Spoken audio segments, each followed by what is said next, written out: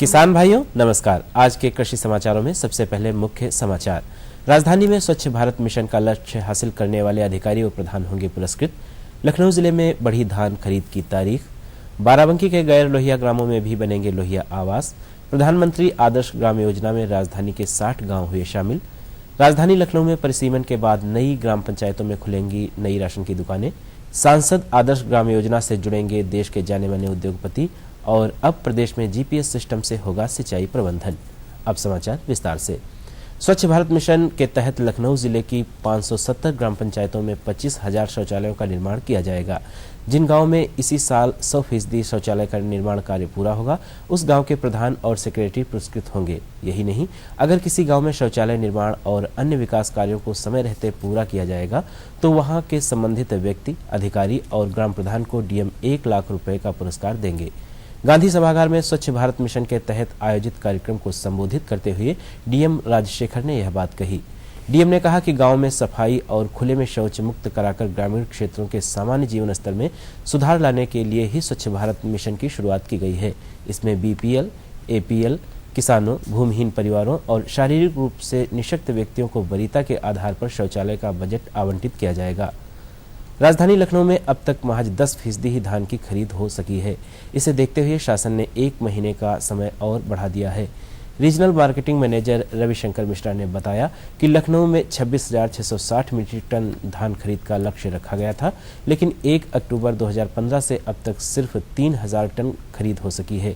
उन्होंने कहा कि मुख्य सचिव ने धान की कम खरीद को देखते हुए ही खरीद की तारीख को 29 फरवरी तक बढ़ा दिया है। बाराबंकी में गैर लोहिया ग्रामों में भी लोहिया आवास बनेंगे। बाराबंकी जिले के डीएम अजय यादव ने डीआरडीए सभागार में लोहिया ग्रामीण आवास योजना की प्रगति की समीक्षा के दौरान एसडीएम और बीडीओ को यह निर्देश दिए। डीएम ने कहा कि वर्ष 2015-16 में चयनित सभी 33 लोहिया समग्र ग्राम में 100% पात्र व्यक्तियों को लोहिया आवास से आच्छादित करने के बाद गैर लोहिया ग्रामों के सबसे गरीब, असहाय अथवा निराश्रित विधवा को लोहिया आवास दिए जाएं। उन्होंने उन्हें सत्यापन कराकर संयुक्त रूप से रिपोर्ट भेजने का निर्देश दिया। केंद्र सरकार की प्रधानमंत्री आदर्श ग्राम योजना के अंतर्गत गांव में सड़क, शिक्षा, बिजली, पानी जैसी बुनियादी सुविधाएं सुनिश्चित करने के लिए एक डेवलपमेंट प्लान बनाया जा रहा है। राजधानी के 60 गांवों को इसमें शामिल किया गया है। सीडीओ उमेश मिश्रा ने बताया कि इन सभी गांवों में केंद्र से मिले निर्देशों के तहत 200 बिंदुओं पर जांच करवाई जाएगी। सर्वे के आधार पर ही गांव में जिन चीजों को तुरंत पूरी कराने की जरूरत होगी, उन्हें पूरा करवाने के लिए बजट की मांग की जाएगी। इसके लिए संबंधित ब्लॉक अफसरों से इन सभी गांवों में बेसलाइन सर्वे की तैयारियां शुरू करने का निर्देश दिया गया है। राजधानी लखनऊ के हजारों ग्रामीणों को सरकारी राशन को पाने के लिए जल्द ही लंबी भागदौड़ से निजात मिलने वाली है। जिला प्रशासन ने ग्रामीण क्षेत्रों में खाली पड़ी कोटे की दुकानों को नए सिरे से आवंटित करने की तैयारियां शुरू कर दी हैं। कलेक्ट्रेट सूत्रों के मुताबिक परिसीमन के बाद राजधानी में 80 नई ग्राम पंचायतें बनी थीं। इस तरह राजधानी में कुल ग्राम पंचायतों की संख्या 490 से बढ़कर 570 हो गई थी। ऐसे में यहां नए कोटे की दुकानों का आवंटन किया जाएगा।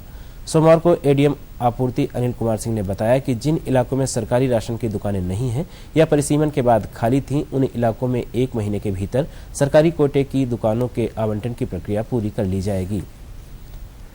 प्रधानमंत्री नरेंद्र मोदी की महत्वाकांक्षी योजना सांसद आदर्श ग्राम योजना को साकार करने के लिए केंद्र सरकार ने अब कारपोरेट्स का सहयोग लेने की कवायद शुरू कर दी है। इसके तहत सरकार ने कारपोरेट सेक्टर को कारपोरेट सोशल रिस्पांसिबिलिटी से जोड़ने की तैयारियां शुरू कर दी हैं। ग्रामीण विकास मंत्रालय पहली CSR कॉन्क्लेव आयोजित करने की योजना बना रहा है।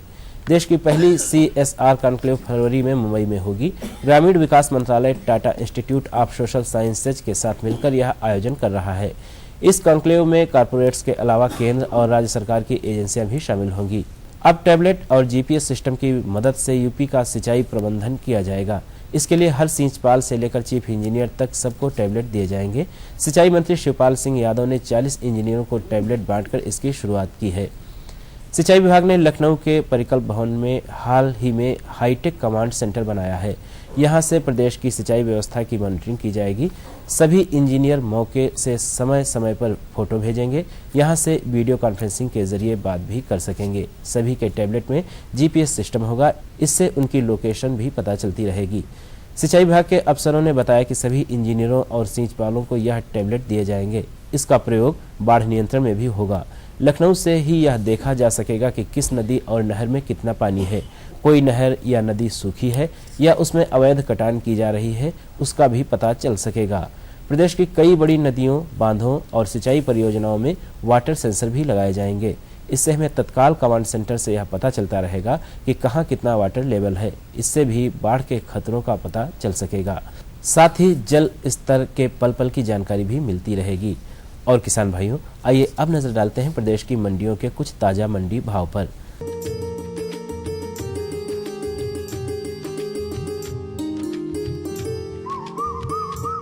प्रदेश की विभिन्न मंडियों में धान का भाव इस प्रकार रहा। लखनऊ में 1610 रुपये प्रति क्विंटल, सीतापुर में 1590 रुपये, रायबरेली में 1600 रुपये, हरदोई में 1580 रुपये और फैजाबाद में 1615 रुपये प्रति क्विंटल। चावल की बात करें तो चावल का भाव प्रति क्विंटल इस प्रकार रहा। लखनऊ में 1900 रुपये प्रति क्विंटल, सीतापुर में 1980 रुपये, रायबरेली में 2000 रुपये, हरदोई में 2010 रुपये और फैजाबाद में 1905 रुपये प्रति क्विंटल। गेहूं का भाव प्रति क्विंटल इस प्रकार रहा। लखनऊ में 1600 रुपये प्रति क्विंटल, सीतापुर में 1580 रुपये, रायबरेली में 1585 रुपये, हरदोई में 1605 रुपये, फैजाबाद में 1585 रुपये प्रति क्विंटल। मसूर का भाव प्रति क्विंटल इस प्रकार रहा। लखनऊ में 5310 रुपये प्रति क्विंटल, सीतापुर में 5150, हरदोई में 5300 रुपये और फैजाबाद में 5330 रुपये प्रति क्विंटल। विभिन्न मंडियों में गुड़ का भाव प्रति क्विंटल इस प्रकार रहा। लखनऊ में 2940 रुपये प्रति क्विंटल, सीतापुर में 2950 रुपये, रायबरेली में 2900 रुपये, हरदोई में 2880 रुपये, फैजाबाद में 2920 रुपये प्रति क्विंटल। आलू का भाव विभिन्न मंडियों में प्रति क्विंटल इस प्रकार रहा। लखनऊ में 515 रुपये प्रति क्विंटल, सीतापुर में 525 रुपये, रायबरेली में 505 रुपये, हरदोई में 510 रुपये और फैजाबाद में 500 रुपये प्रति क्विंटल के हिसाब से। टमाटर का भाव प्रति क्विंटल इस प्रकार रहा। लखनऊ में 1300 रुपये प्रति क्विंटल, सीतापुर में 1350, रायबरेली में 1305 रुपये और हरदोई में 1330 रुपये और फैजाबाद में 1310 रुपये प्रति क्विंटल। प्याज का भाव प्रति क्विंटल इस प्रकार रहा। लखनऊ में 1400 रुपये प्रति क्विंटल, सीतापुर में 1390 रुपये प्रति क्विंटल, रायबरेली में 1380 रुपये, हरदोई में 1395 रुपये और फैजाबाद में 1385 रुपये प्रति क्विंटल। तो किसान भाइयों, ये थे आज के कृषि समाचार। अगले अंक में आपसे फिर भेंट होगी। तब तक के लिए नमस्कार।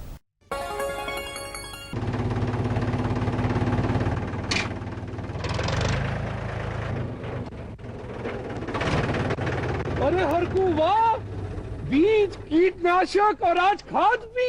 अरे इतना खर्चा कहाँ से? अरे खर्च की चिंता किसे है, मेरे पास है ये किसान क्रेडिट कार्ड। कार्ड? अरे बैंकों द्वारा जारी इस कार्ड से किसान उसकी सीमा तक की रकम कभी भी बैंक से निकलवा सकता है और खेती बाड़ी की सामग्री कभी भी खरीद सकता है। तो हरकू भैया एक कार्ड मेरे लिए भी। किसान क्रेडिट कार्ड के लिए नजदीकी बैंक से संपर्क करें और पाएं ढेर सारे लाभ। खुशबू की फुहार में, स्वाद की बहार में, तरक्की की तानों में, खिलती मुस्कानों में, हरे भरे पौधों में, बड़े बड़े सौदों में, मधुर भिनभिनाहट में, खुशियों की आहट में, बागवानी मिशन, हमारी चाहत, आपकी मुस्कुराहट।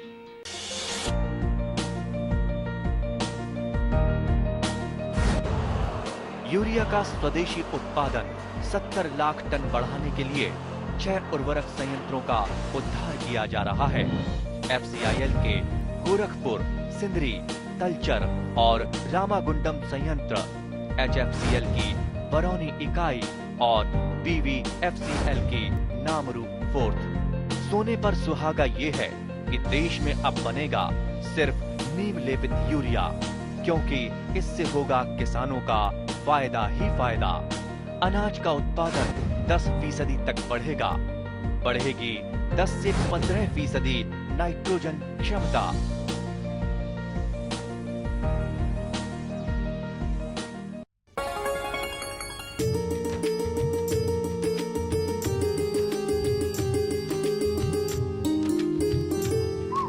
किसान भाइयों नमस्कार। सभी दर्शकों का स्वागत है आपके अपने कार्यक्रम कृषि दर्शन में। खेत के सफर से लेकर चांद के सफर तक, गृहस्थी से लेकर व्यवसाय तक, महिलाएं कहीं पर भी पीछे नहीं हैं। जो भी काम करती हैं पूरे जज्बे के साथ काम करती हैं और जो भी काम अपने हाथ में लेती हैं उसको पूरा करके ही रहती हैं। आज हम बात करेंगे खेती एवं महिलाएं पर। यह सब जिक्र हमने आपसे इसलिए किया क्योंकि उन महिलाओं का दर्जा आज जमीन से लेकर आसमान तक है। और इसी विषय पर कुछ अधिक जानकारी देने के लिए आज हमारे बीच है मंजू तिवारी। मंजू जी, आपका स्वागत है हमारे कार्यक्रम कृषि दर्शन में। मंजू, जैसा कि आज का हमारा विषय है खेती एवं महिलाएं, इसकी चर्चा तो करेंगे ही। सबसे पहले जानना चाहें कि आपके परिवार में कौन कौन सदस्य हैं? 5 लोग हैं हमारे परिवार में जी। हम हैं, हमारे पति हैं, हमारे 3 बच्चे हैं जी। बड़ा लड़का है, बीच में एक वाली लड़की, बीच की लड़की है, उससे छोटा एक लड़का है जी। 3 बच्चे हैं, 2 पराने, 5 पराने हैं हम लोग। 5 लोग पूरा भरा परिवार है। हाँ। तो जो आपके ये बच्चे हैं 3, इसमें सबसे बड़ा कौन है? लड़का आपका? हाँ, नरसिंह तिवारी उसका नाम है। अच्छा, वो सबसे बड़े हैं। हाँ, तो कितने साल के हैं वो? वो 15 साल का पूरा हो गया, 16वां लगा, सन 2000 की उसकी पैदाइश है। तो किस क्लास में है? और हाई स्कूल में पढ़ रहा है। हाई स्कूल में पढ़ रहा है। हाँ।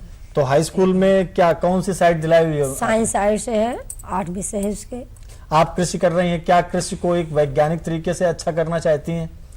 क्या सोच करके आपने साइंस से? ऐसा कहा कि जैसे हमारी जिंदगी कृषि में पली और खेती हमारे पास छोटी है, वो जो है पढ़ लेगा, साइंस पढ़ लेगा तो किसी को अच्छा लगे ना लगे, सबको हर चीज रुचि नहीं रहती किसी के काम करने के लिए। उसमें साइंस पढ़ के कृषि को अच्छा कर सकते हैं, अच्छा भी कर सकता है। बिल्कुल। और इलेक्ट्रॉनिक भी कोई काम कर सकता है, आगे भी बढ़ सकता है, पढ़ाई के अनुसार है उसका। मतलब मुख्यतः आगे बढ़ने का जज्बा है और कोशिश है कि कृषि को आगे बढ़ाएं, आपके खेत खलियान को और लहराएं और आगे ले आए। बिल्कुल बिल्कुल। तो जो आपके पति हैं, वो पति क्या करते हैं? पति भी घर पे हैं, काम करते हैं, गाय गोरू चारा खिलाना जी, और रहना साथ में।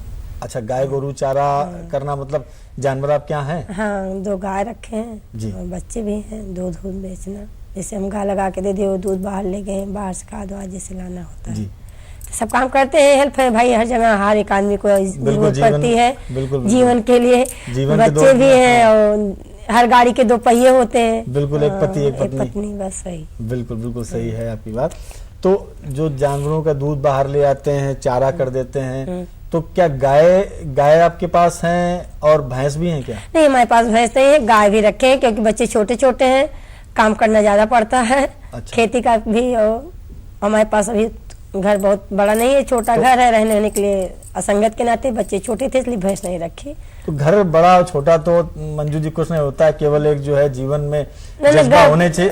जज्बा है, गाय है तो एक छोटी मड़ई में रख देंगे। हाँ। गाय है तो एक छोटी मड़ई में रख देंगे, उसको एक झोली चारा खिलाएंगे। भैंस उसको बड़ी सी सरिया रखनी है, उसको ईंटा रखना पड़ेगा, उसके लिए भाई पॉलिश रखनी पड़ेगी। उस भैंस के साथ भी भारी भोजन भी देना पड़ेगा क्योंकि 50,000, 60,000, 40,000 की भैंस है तो उसके लिए मुझे ज्यादा योगदान करना पड़ेगा ना। इसलिए मैंने गाय भी छोटे रखे हैं, फिर पूरी बचत रख के तब मैं भैंस भी पालूंगी आगे पढ़ाने के लिए। बच्चे भी हैं, तब बच्चे बड़े हो रहे हैं, थोड़ा वो भी सहयोग करेंगे। अब मुझे खेती का काम, घर का बच्चों संभालना, तो भैंस मेरे लिए अच्छी नहीं थी जी। सोच है लेकिन अभी नहीं रखे हैं, आगे चल के रखेंगे। नहीं, चलिए कोई बात नहीं। जीवन में जो तरक्की होती है वो एकदम से नहीं होती, धीरे धीरे होती रहती है। बस आदमी के अंदर जज्बा होना चाहिए, खेती से तरक्की है, आगे बढ़ने के बिल्कुल जज्बा होना चाहिए। तो गाय जो आपने रखी हुई है, आपने बताया 2 गाय आपने रखी हुई है। 2 गाय। तो 2 जो गाय हैं ये कौन सी प्रजाति है इनकी? एक साहिवाल है और एक देसी दोगला टाइप में, वो दोनों जर्सी और देसी दोनों टाइप की है। हाँ, जो गांव में रहते हैं। एक गाय जो है 5 लीटर दूध देती है, बड़ी वाली।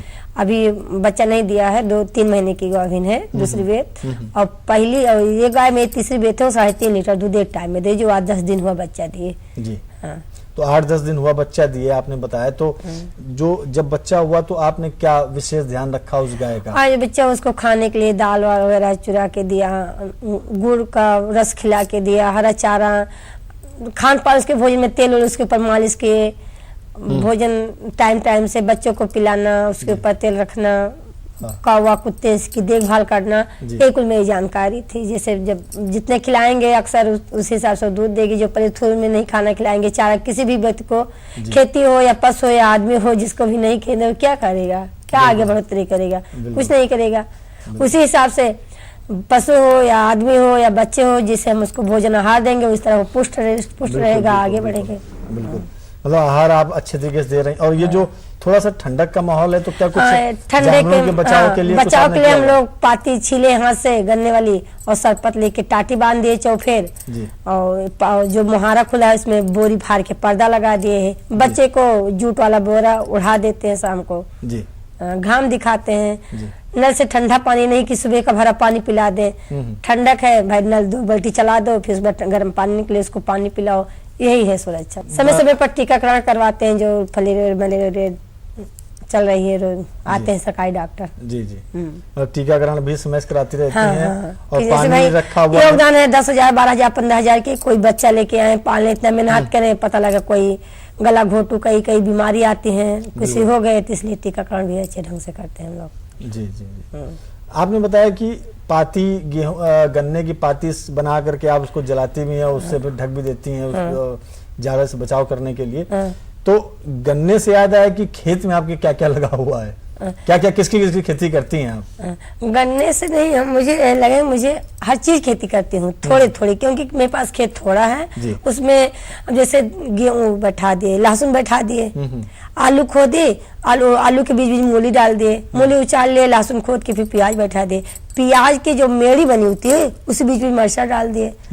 अब प्याज निकाल लेंगे, मरचा बड़ा हो जाएगा, फिर उसके बाद बाहरी बना के सिंचाई करेंगे, बेड़ा बांध के उसकी भी अच्छी पैदावार होगी। तो थोड़ी खेती से थोड़ी थोड़ी उसमें गन्ना बोए, जब गन्ना काटने को काट दे, पाती छील के रख लिए, छप्पर छान भी छा लिए, और गन्ना काट के जानवर भी खाएंगे और गन्ना बेच भी के पैसा भी मिल जाएगा। मतलब थोड़े से खेत में आप कईयों तरीके की कई तरह के फसल लगाती हैं। हाँ, उसमें आप जैसे आदमी गेहूं और चावल है तो वही चावल पीस के फरा बन जाता है, खाना भी हो जाता है, खीर भी बना लेते हैं आदमी, आटा पीस के पूरी बनाते हैं आदमी, कई तरीके का भोजन बनता है। उसी खेती से थोड़ा थोड़ा करके हर चीज अपने, क्योंकि बाहरी कमाई है नहीं, उसमें से थोड़ा थोड़ा अपना हर चीज। बिल्कुल आपने सही उदाहरण दिया, कहा आपने अपने भोजन को जोड़ दिया खेत से, और वाकई में दोनों पूरक शब्द ही हैं, खेत और भोजन, क्योंकि उत्पादन तो खेत से ही होता है। हाँ, उत्पादन खेत से। तो ये उसी में हम हैं, उसी में पले हुए हैं, उसी में कर रहे हैं रात दिन, उसी में भी जुड़े हैं, और भगवान का भरोसा रखते हैं कि जब हम मेहनत करेंगे तो मुझे हर चीज की व्यवस्था मिलती रहेगी। बिल्कुल, मेहनत से तो सब कुछ मिल ही जाएगा जीवन में। तो ये जो आपने बताया कि गेहूं भी करती हैं, गन्ना भी करती हैं, सब्जियां भी करती हैं, अमूमन जो चीजें जरूरी होती हैं घर के लिए वो आप सब कुछ करती हैं अपनी छोटी छोटी क्यारी में, छोटी छोटी क्यारी में। तो क्या अभी कर रहे हैं, जैसे कि गेहूं की अगर बात करें हम, तो गेहूं में इस समय आपका जो पौधा है, आपका जो पेड़ है, उसकी क्या अवस्था है? अब जैसे गेहूं 2 रकम, जैसे थोड़ा गन्ना की धान काट के हमने 1 बीघा गेहूं अक्सर बो दिया जी, क्योंकि अक्सर बो दिया क्योंकि मुझे फल लेने की जरूरत है, आवश्यकता है खाने की, मोल लेकर मैं खा नहीं पाऊँ क्योंकि बाहरी कमाई है ना मेरे पास, तो उसमें मैंने अक्सर बैठा दिया।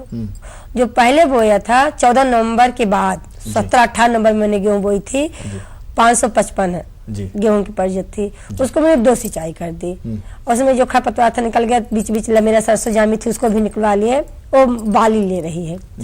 और जो दूसरी परगत गेहूं बोई हूँ, जो पेड़ी गन्ना था मेरे पास 3 बीघा, 2 बीघा गन्ना पेड़ी था, उसको मैंने काट के बेच के तब बोया, पिछली 90 दिन जिसे बोलते हैं 165-162 होता है, और परगत अभी 21 दिन नहीं हुआ है, आज 19 दिन हुआ, कल के बाद सिंचाई होगी, आज ही सींचना था जी। मतलब सिंचाई 21 दिन के बाद अभी वो नहीं, वो पिछड़ी जाते हैं कि अक्सर कि जिसमें ज्यादा पैदावार जो, और जो पिछली बार गेहूं या इस समय बोए हैं भाई, जनवरी में 10 जनवरी 12 जनवरी को गेहूं हम लोग बोए हैं, उसमें क्या पैदावार है, भूसा दाना दोनों बराबर नहीं निकलते ना, पैरा भी हो गया, सिंचाई पताई होगी, कैसे क्या हुआ, तो उसमें थोड़ा कम आमदनी के लिए, जैसे खेत कम है तो हम खाली क्यों रखें 2 महीना, भाई थोड़ा बहुत निकल आएगा, मतलब जो निकल आएगा वही उसी से लाभ हो जाएगा बस जी। तो गेहूं में तो आपको पानी लगाना है, हाँ, 2 पानी, और जो आपने बाद में गेहूं लगाया हुआ है उसमें आप पानी आगे लगाएंगे, 2 पानी देंगे बस हो जाएगा। तो आप खाद आपने क्या दी हुई है? खाद में जैसे मोनोजिंक और 10 किलो खाद सींचने के पहले खाद डाल दिया है, पहले खर की दवा डाले, उसके बाद 10 किलो खाद यूरिया छिड़काव कर दी, डाल दिया उसको, जब बो दिया हाथ से। इसके बाद जब सिंचाई हुई तो उसमें खर थे, अब उसमें मोनोजिन सल्फर मिला के और 10 किलो और खाद सींचने, जब लाद धस से दबते नहीं फिर छिड़काव कर। मतलब क्या सल्फर और जिंक से दाने में चमक आ जाती है, पौधे की पैदावार भी अच्छी होती बढ़ाते है? हैं। जैसे अब हर जगह दवा का प्रयोग है, खेती के काम जैसे हम लोग उर्वरक खाद भी बनाते थे, गांव में गड्ढा खोद लिए, उसमें नीम की पत्ती, आम की पत्ती, महुआ की पत्ती जो सड़ी गली हुई, लहसुन प्याज का छिलका उसमें डाल दिए, पानी भर दिए, थोड़ा गोबर डाल दिए तो बन जाती है वर्मी कंपोस्ट खाद जो है, राखी भी डाल दिए उसमें। लेकिन अब ऐसा है कि अब ऐसा चल गया है जमाना कलयुग के हिसाब से। नहीं, वर्मी कंपोस्ट आप बनाती थी?